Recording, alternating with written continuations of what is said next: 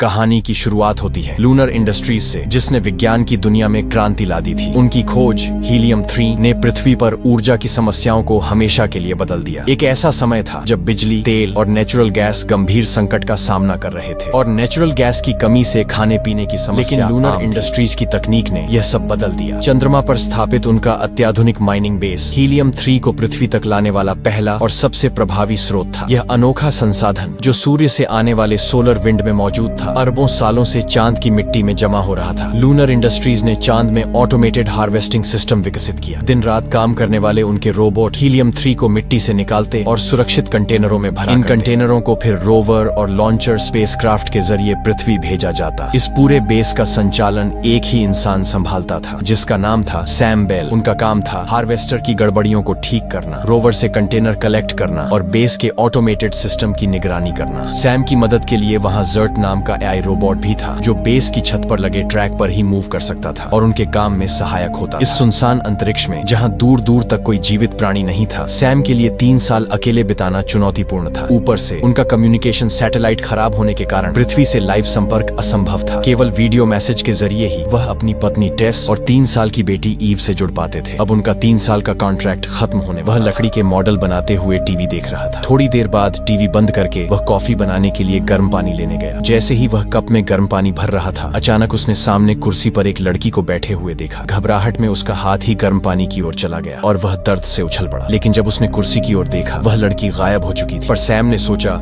शायद यह उसका भ्रम था। अगली सुबह सैम ने देखा कि हार्वेस्टर ने एक और कंटेनर हीलियम 3 से भर दिया था। सैम रोवर लेकर कंटेनर कलेक्ट करने हार्वेस्टर की ओर निकला। जैसे ही सैम रोवर हार्वेस्टर के करीब पहुंचा, अचानक धूल में वही उसी लड़की का चेहरा दिखाई दिया। सैम बस उसे देखने में उलझा गया और इसी चक्कर में उसका रोवर सीधे हार्वेस्टर के पहिए में जा घुसा। सैम गंभीर रूप से घायल हो गया और हार्वेस्टर भी बंद पड़ गया। रोवर पूरी तरह तबाह हो चुका था, जिससे उसकी ऑक्सीजन तेजी से बाहर निकल रही थी। तुरंत उसने अपना स्पेस सूट हेलमेट पहन लिया, लेकिन अगले ही पल वह बेहोश हो गया। कुछ देर बाद जब सैम जागा तो पाया कि वह स्ट्रेचर पर बेस के मेडिकल रूम में था और जर्ट उसकी देखभाल कर रहा था। देखा कि जर्ट वीडियो कॉल पर कमांड सेंटर से बात कर रहा था। सैम हैरान था। उसने तो सुना था कि कम्युनिकेशन सैटेलाइट खराब हो चुकी थी। जब सैम जर्ट के पास गया तो जर्ट ने तुरंत कॉल कट कर दिया। सैम ने पूछा, तुम किससे बात कर रहे थे? जर्ट ने झूठ बोलते हुए कहा, मैं वीडियो मैसेज रिकॉर्ड कर रहा था। कुछ समय बाद सैम की स्थिति में सुधार आ गया। उसने देखा कि हार्वेस्टर अभी भी खराब पड़ा था। बाहर जाकर देखा कि जर्ट ने बेस के सारे दरवाजे लॉक कर दिए थे। सैम ने दरवाजे खोलने को कहा, जिस पर जर्ट ने जवाब दिया, जब तक आप शारीरिक और मानसिक रूप से पूरी तरह ठीक नहीं होते, मैं आपको बाहर नहीं जाने दूंगा और यह कमांडिंग ऑफिसर्स का आदेश है। और जर्ट ने सैम को कमांडिंग ऑफिसर्स का वीडियो मैसेज दिखाया। उसमें कहा गया था कि एक रेस्क्यू टीम चांद पर भेजी जा रही है, जो हार्वेस्टर को रिपेयर करेगी। तब तक सैम को बेस में रहना होगा। सैम का मन और ज्यादा गर्म हो गया। पूरी तरह ठीक हो चुका था, फिर भी उसे बाहर जाने से रोका जा रहा था। तभी उसे एक तरकीब सूझी। उसने एक कंपार्टमेंट खोला और चाकू से पाइप में छेद कर दिया। गैस लीक होने लगी और इमरजेंसी अलार्म बज उठा। जस्ट इसी दौरान सैम ने जर्ट को बुलाया। जर्ट फौरन पाइप रिपेयर करने लगा। सैम ने कहा, जर्ट, मुझे लगता है कोई माइक्रो मेटियोरॉइड बेस से टकराया है। आउटर शेल को भी नुकसान पहुंचा होगा। मुझे बाहर जाकर जांच करनी होगी। जर्ट ने मना किया। कमांड सेंटर का आदेश है, आप बाहर नहीं जा सकते। सैम ने कहा, यह बेस बहुत नाजुक है, जरा सी लापरवाही पूरे बेस को तबाह कर सकती है। अगर चाहो हम इसे कमांड सेंटर तक नहीं पहुंचने देंगे, लेकिन मुझे बाहर जांच करने दो। जर्ट ने आखिरकार हामी भर दी। सैम उसी समय स्पेस सूट लेने के कमरे की ओर बढ़ गया। लेकिन अजीब बात थी, उस कमरे से उसका एक स्पेस सूट गायब था। सैम ने ज्यादा नहीं सोचा और दूसरा स्पेस सूट पहनकर बेस से बाहर आ गया। सैम अपने रोवर में बैठा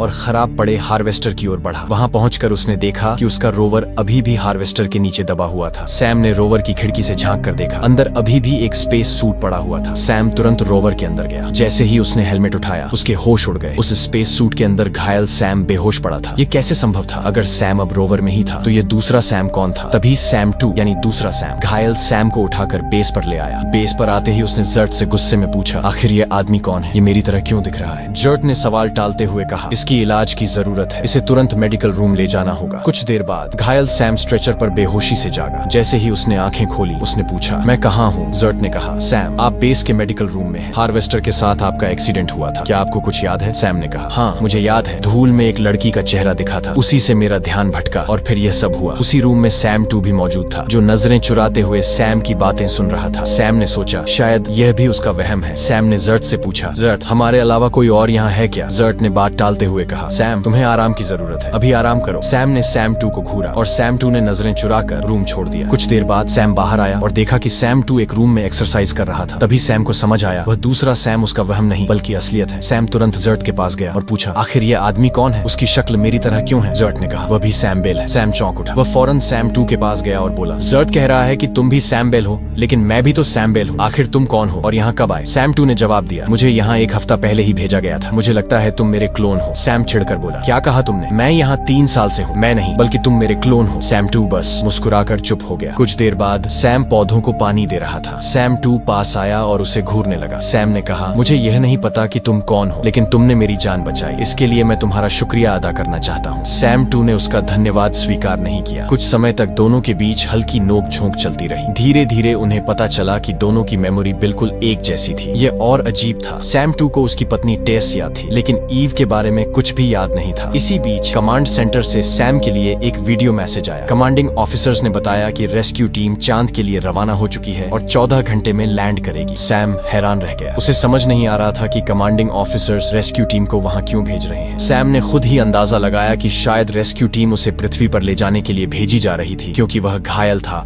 और जल्द ही कंपनी के साथ उसका 3 साल का कॉन्ट्रैक्ट खत्म होने वाला था। लेकिन सैम 2 ने उसे शांत तरीके से टोकते हुए कहा, क्या तुम्हें सच में लगता है कि वे तुम्हें रेस्क्यू करने आ रहे हैं? देखो, मुझे अब समझ आ गया है, हम दोनों ही असली सैम बेल नहीं हैं, हम उनके क्लोन हैं। इसलिए जैसे ही तुम्हारा एक्सीडेंट हुआ, हमारे कमांडिंग ऑफिसर्स ने तुम्हें मरा समझकर मुझे बेस पर ले आए। अब तुम ही सोचो, वह बिगड़ा हुआ हार्वेस्टर तो मैं भी ठीक कर सकता हूँ, फिर भी कमांडिंग ऑफिसर्स उसे ठीक करने के लिए रेस्क्यू टीम क्यों भेज रहे हैं? असल में वे नहीं चाहते कि मैं बेस से बाहर हार्वेस्टर ठीक करूं और अपने क्लोन यानी तुम्हारे पास पहुंचूं। इसलिए मुझे यहाँ कैद रखा गया और रेस्क्यू टीम भेजी जा रही है, ताकि वे तुम्हें ठिकाने लगाकर हार्वेस्टर ठीक कर सकें और तुम्हारे यहाँ होने के सबूत मिटा सकें। यही वजह है कि मुझे सच्चाई का पता कभी नहीं चलेगा। मैं चालाकी से बाहर निकल गया और तुम्हें मिल गया, लेकिन कमांडिंग ऑफिसर्स अब भी नहीं जानते। सैम यह मानने को तैयार ही नहीं था कि वह क्लोन है। वह गुस्से में वहाँ से चला गया। कुछ देर बाद अपने दिमाग को शांत करने के लिए सैम लकड़ी के मॉडल्स बनाने में लग गया। तभी सैम 2 पास आया और बोला, क्या तुमने नोटिस किया, जब तुम्हारा एक्सीडेंट हुआ उसके तुरंत बाद मैं बेस के मेडिकल रूम में कैसे आ गया? ये नामुमकिन है कि कंपनी ने मुझे इतनी जल्दी पृथ्वी से चांद पर भेजा हो, इसलिए मुझे लगता है कि मैं पहले से ही यहाँ था। अगर मैं यहाँ था तो यकीनन और भी क्लोन होंगे। यहाँ कोई सीक्रेट रूम होगा जहाँ उन सारे क्लोनस को छुपाया गया होगा। सैम हंसते हुए बोला, मैं 3 साल से यहाँ हूँ, मुझे इस बेस का हर कोना पता है, कोई सीक्रेट चेम्बर नहीं है। और रही बात क्लोनस की, आखिर कमांडिंग ऑफिसर्स को इंसान होने के बावजूद क्लोनस की क्या जरूरत है? सैम 2 ने गंभीर स्वर में कहा, शायद तुम भूल रहे हो, हम जिस कंपनी के लिए काम करते हैं उसके लिए फायदा और नुकसान ही मायने रखता है। सोचो, अगर कंपनी हर 3 साल में किसी इंसान पर पैसा इन्वेस्ट करके उसे चांद के दूर दराज इलाके में भेजेगी तो कितना खर्च होगा, ऊपर से उसकी जान को भी खतरा होगा। इसलिए कंपनी ने हमारे जैसे ढेर सारे क्लोन पहले ही चांद पर भेज दिए हैं और उन्हें कहीं छुपा दिया है। अगर कोई क्लोन मर जाता है तो तुरंत दूसरा क्लोन काम पर लगा दिया जाता है। इस तरह कंपनी बहुत सारा पैसा बचाती है। अब सोचो, वे अभी तक कम्युनिकेशन सैटेलाइट क्यों नहीं ठीक कर रहे हैं? उन्हें डर है कि अगर हम पृथ्वी पर लाइव बातचीत करेंगे तो कहीं न कहीं हमें पता चल जाएगा कि हम क्लोनस हैं। सैम को सैम 2 की बातें बेतुकी लग रही थी। सैम 2 बहुत फ्रस्ट्रेट हो गया। वह गुस्से में बाहर निकला और सीक्रेट रूम की तलाश करने लगा। बेस का हर कोना छान मारा, लेकिन कहीं भी कोई सुराग नहीं मिला। इसके बाद सैम 2 वापस आया और सैम से कहा कि वह लकड़ी के मॉडल्स वाली टेबल हटा दे, ताकि वह उसके नीचे भी छानबीन कर सके। लेकिन सैम ने अपने मॉडल्स को हाथ लगाने से मना कर दिया। सैम 2 को गुस्सा आ गया। उसने सैम को जबरदस्ती वहां से हटाने की कोशिश की और इसी गहमा गहमी में दोनों के बीच लड़ाई शुरू हो गई। तभी सैम 2 ने सैम पर हमला किया। उसने सैम की नाक तोड़ दी और उसे दूर फेंक दिया। फिर उसने वुडन डल वाली टेबल उखाड़ फेंकी और जमीन पर सीक्रेट रूम की तलाश करने लगा, लेकिन उसे वहां कुछ नहीं मिला। इतने में सैम पीछे से हमला कर दिया, लेकिन सैम 2 ने उसकी गर्दन दबोच दी। सैम की नाक से खून फूट पड़ा। सैम 2 ने उसे तुरंत छोड़ दिया और माफी मांगने लगा। सैम गुस्से में वहां से चला गया, लेकिन उसके दिमाग में अब कुछ काला दिखने लगा। कुछ देर बाद जब वह शांत हुआ तो वह जर्ट के पास गया और पूछा, जर्ट, क्या मैं सचमुच क्लोन हूँ? जर्ट ने गंभीर स्वर में जवाब दिया, सैम, तुम्हें याद है 3 साल पहले जब तुम पहली बार इस बेस पर आए थे, तब तुम मेडिकल रूम में जागे थे। मैंने तुमसे कहा था कि तुम्हारी स्पेसशिप क्रैश लैंडिंग हुई थी और तुम जख्मी हो गए थे। उस एक्सीडेंट में तुम्हारे दिमाग को चोट लगी थी, इसलिए वह सब याद नहीं था। असल में उस समय तुम्हारा कोई एक्सीडेंट नहीं हुआ था। तुम किसी स्पेसशिप से नहीं आए थे। तुम क्लोन हो और तुम्हें मेडिकल रूम में जागाया गया। जागने के बाद क्लोनस के दिमाग और शरीर का तालमेल बनने में समय लगता है। शुरुआत में वे अपने शरीर को ठीक से बैलेंस नहीं कर पाते, इसलिए हम उन्हें एक्सीडेंट की झूठी कहानी बताते हैं ताकि वे मेडिकल रूम में सुरक्षित रह सके। यही हमारा प्रोसीजर है। सभी क्लोनस के साथ यही किया जाता है। सैम के पैरों तले जमीन खिसक गई। उसने हड़बड़ाते हुए कहा, नामुमकिन, मेरी पत्नी टेस और मेरी बेटी ईव की यादें भी झूठी हैं। जर्ट ने गंभीर स्वर में बताया, वे यादें असली सैम बेल की हैं, जिन्हें तुम्हारे दिमाग में एडिट करके अपलोड किया गया है। असलियत सामने आते ही सैम बहुत मायूस हो गया। वह पागलों की तरह बर्ताव करने लगा और म्यूजिक प्लेयर पर गाना लगा लगाकर नाचने लगा। इसी दौरान सैम 2 उसके पास आया। वह अपने की पर शर्मिंदा था। पहले तो उसने तहे दिल से माफी मांगी, फिर बताया, जब मैं मेडिकल रूम में जागा तो मैंने जर्ट को हमारे कमांडिंग ऑफिसर्स से वीडियो कॉल पर लाइव बात करते सुना। सैम ने चिढ़कर कहा, तुम फिर शुरू हो गए? तुम्हें पता है ना कि हमारा कम्युनिकेशन सैटेलाइट बिगड़ा हुआ है, जिससे हम किसी से लाइव संपर्क नहीं कर सकते। सैम 2 ने कहा, मेरा यकीन करो, वे लोग झूठ बोल रहे हैं। असल में सैटेलाइट ठीक है, लेकिन शायद किसी तरह सिग्नल को ब्लॉक कर रखा है ताकि हम पृथ्वी से संपर्क न कर सकें। जब उन्हें लाइव बात करनी होती है, वे सिग्नल अनब्लॉक कर लेते हैं और फिर काम खत्म होते ही दोबारा ब्लॉक कर देते हैं। सैम जोर से बोला, मैं इतना जानता हूँ कि वे हमारे कंप्यूटर सिस्टम से सिग्नल को ब्लॉक नहीं कर रहे, वरना अब तक मुझे पता चल गया होता। फिर भला ये सिग्नल कहाँ से ब्लॉक किया जा रहा है? सैम 2 ने कहा, हो सकता है बेस के बाहर से। सच पता लगाने के लिए दोनों ने अपना अपना रोवर लिया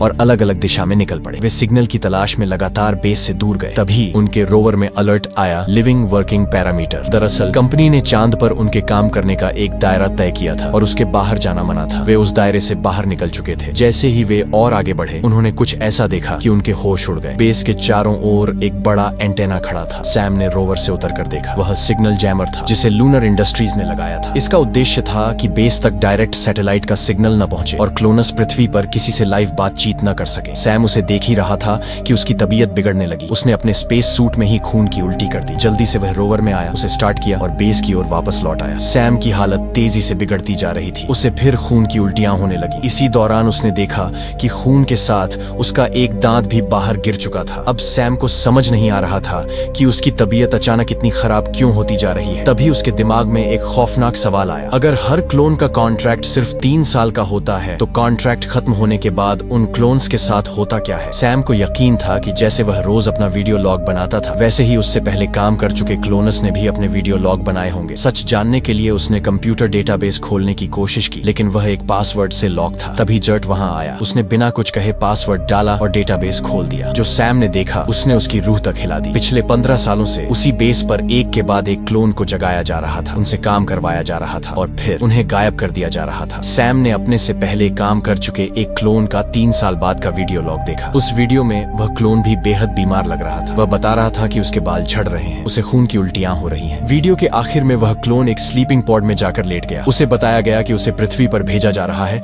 और यह सफर 3 दिन का होगा, इसलिए सुरक्षा के लिए उसे पॉड में सोना होगा। लेकिन उसके बाद वीडियो वहीं खत्म हो गया। सैम ने और वीडियो देखे। हर क्लोन तीसरे साल में बीमार पड़ा। हर क्लोन उस स्लीपिंग पॉड में गया और उसके बाद कुछ नहीं। सैम कांपते कदमों से स्लीपिंग पॉड रूम में पहुंचा। उसने एक पॉड बंद किया। अचानक अंदर तेज बिजली जैसी चमक हुई। सैम ने चारों ओर देखा। फर्श के पास उसे राख जैसी चीज दिखी। अब सैम सब समझ चुका था। 3 साल पूरे होने के बाद क्लोनस को पृथ्वी पर नहीं भेजा जाता था, उन्हें धोखे से उस पॉड में लिटाकर जला दिया जाता था। ये सोचकर ही सैम का शरीर कांप उठा। तभी उसकी नजर पॉड के बगल में फर्श पर बने एक अजीब से चेंबर पर पड़ी। उसने टूल्स की मदद से उसे खोला और नीचे एक सीक्रेट रूम नजर आया। इसी बीच सैम 2 भी बेस पर लौट आया। सैम ने उससे कहा, जिस सीक्रेट रूम की तुम तलाश कर रहे थे वह मिल गया है। जब दोनों उस कमरे में दाखिल हुए तो उनके होश उड़ गए। वह कमरा सैम के दर्जनों क्लोनस से भरा हुआ था। अब कोई शक नहीं बचा था। हर 3 साल बाद एक क्लोन को खत्म कर दिया जाता था और दूसरे को जगा दिया जाता था। उसी वक्त सैम को कुछ और याद आया। वह अपना लैपटॉप लेकर रोवर में बैठा और सिग्नल जैमर एरिया से बाहर चला गया, जहाँ से पृथ्वी से संपर्क संभव था। उसने टेस को वीडियो कॉल किया, लेकिन कॉल उसकी पत्नी ने नहीं उठाई। स्क्रीन पर एक लड़की थी, वही लड़की जिसकी झलक उसे बार बार दिखाई देती थी। सैम ने कैमरा ढकते हुए पूछा, क्या मैं टेस बेल से बात कर सकता हूँ? लड़की ने कहा, माफ कीजिए, मेरी माँ की कुछ साल पहले मौत हो चुकी है। सैम सन्न रह गया। तुम्हें कैसे पता? लड़की बोली, क्योंकि मैं उनकी बेटी हूँ। मेरा नाम ईव है। सैम ने कांपती आवाज में उसकी उम्र पूछी। ईव ने कहा, मैं 15 साल की हूँ। फिर जैसे ही सैम ने टेस की मौत के बारे में पूछा, ईव ने अंदर आवाज लगाई, पापा, कोई आदमी माँ के बारे में पूछ रहा है। अंदर से आवाज आई, रुको बेटा, मैं आता हूँ। वह आवाज असली सैम बेल की थी। ये समझते ही सैम ने कॉल काट दी। उसका दिल टूट चुका था। अब उसे यकीन हो गया था कि वह कभी पृथ्वी पर नहीं जा पाएगा। वह फूट फूट कर रो पड़ा। कुछ देर बाद वह बेस लौट आया। अब उसकी हालत और भी बिगड़ चुकी थी। वह ठंड से कांप रहा था। सैम 2 ने उसे बिस्तर पर सुलाया। फिर उसने सैम का लैपटॉप देखा और ईव के साथ हुई बातचीत की रिकॉर्डिंग सुन ली। अब सैम 2 को भी पूरी सच्चाई समझ आ चुकी थी। उसने तुरंत एक फैसला लिया। वह जर्ट के पास गया और उसकी मदद से एक नए क्लोन को जगाने की प्रक्रिया शुरू कर दी। फिर वह सैम के पास आया और बोला, तुम 3 साल गुजार चुके हो। अब तुम्हें पृथ्वी पर जाकर एक नई जिंदगी शुरू करनी चाहिए। मैं तुम्हें हीलियम 3 लॉन्चर में छुपाकर पृथ्वी की ओर भेज दूंगा। वहाँ पहुँचते ही तुम भाग जाना और हमेशा के लिए आजाद हो जाना। फिर वह रुका। लेकिन एक खतरा है। जो रेस्क्यू टीम आने वाली है, अगर उन्हें रोवर में तुम नहीं मिले तो उन्हें पता चल जाएगा कि हम सच्चाई जानते हैं। वे मुझे भी खत्म कर देंगे और पृथ्वी पर तुम्हें भी ढूंढ लेंगे। सैम 2 ने आगे कहा, इसीलिए मैंने नया क्लोन जगाया है। हम उस क्लोन को मारकर रोवर में तुम्हारी जगह डाल देंगे। रेस्क्यू टीम को लगेगा कि तुम मर चुके हो। प्लान सही था, लेकिन सैम यह सुनकर सन्न रह गया। वह किसी बेगुनाह क्लोन की हत्या के लिए तैयार नहीं था। ऊपर से सैम की हालत लगातार बिगड़ती जा रही थी। वह बेहोशी के कगार पर था। उसने सैम 2 से कहा, अब मुझे लगता है कि मैं पृथ्वी तक जिंदा नहीं पहुंच पाऊंगा, इसलिए मैं चाहता हूं कि मेरी जगह तुम पृथ्वी जाओ और मैं वापस अपने क्रैश हुए रोवर में रह जाऊं, क्योंकि हम किसी की हत्या नहीं कर सकते। सैम 2 इस फैसले से खुश नहीं था, लेकिन सैम की जोरदार दलील सुनकर उसने मान लिया। वे दोनों बातचीत करते हुए अपने क्रैश हुए रोवर की तरफ बढ़े। तभी अचानक सैम बेहोश हो गया। सैम 2 को समझ आ गया कि सैम का अंतिम समय नजदीक है। उसने सैम को रोवर में छोड़कर एक दोस्त की तरह अलविदा कहा और वापस बेस लौट आया। अब सैम 2 ने लॉन्चर की ओर कदम बढ़ाया ताकि वह पृथ्वी की ओर रवाना हो सके। तभी जर्ट आया और कहा, सैम 2, अब तक जो कुछ भी हुआ है वह सब मेरे डेटाबेस में रिकॉर्ड हो चुका है। अगर रेस्क्यू टीम यहाँ आकर इसे चेक करेगी